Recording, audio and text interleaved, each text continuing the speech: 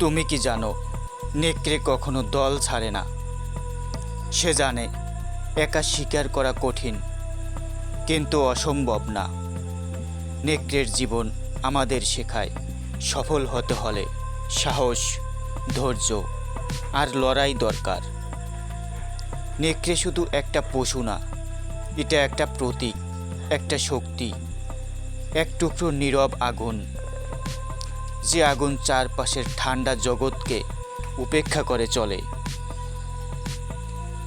নেকড়ের মতো মানুষরা কারো প্রশংসার অপেক্ষা করে না। তারা জানে তারা কতটা শক্তিশালী, তারা অন্যদের থেকে আলাদা।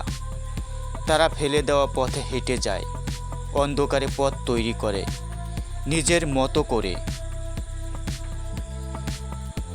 তুমি যদি সত্যিকারের সফল হতে চাও, তাহলে তোমাকে নেকড়ের মতো চিন্তা করতে হবে। তোমার স্বপ্ন যদি অন্যদের কাছে পাগলামি মনে হয়, তাহলে তুমি ঠিক পথেই আছো।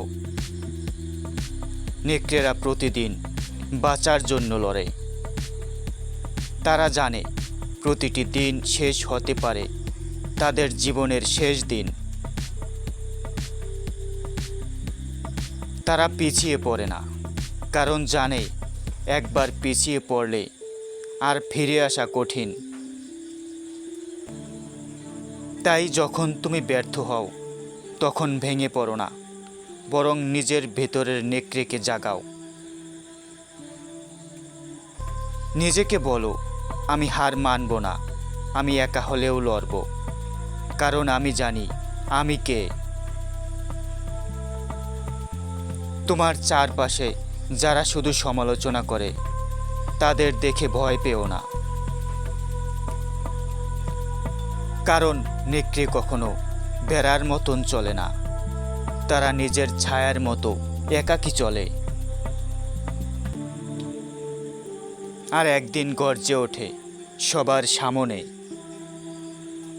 ভালোবাসো নিজের স্বপ্নকে, লড়াই করো প্রতিদিন। তোমার ভেতরের নেকড়েকে জাগাও, তবে একদিন তুমি গর্জে উঠবে সাফল্যের চূড়ায়।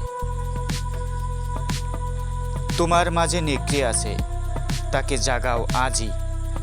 সফলতা তোমার জন্য অপেক্ষা করছে।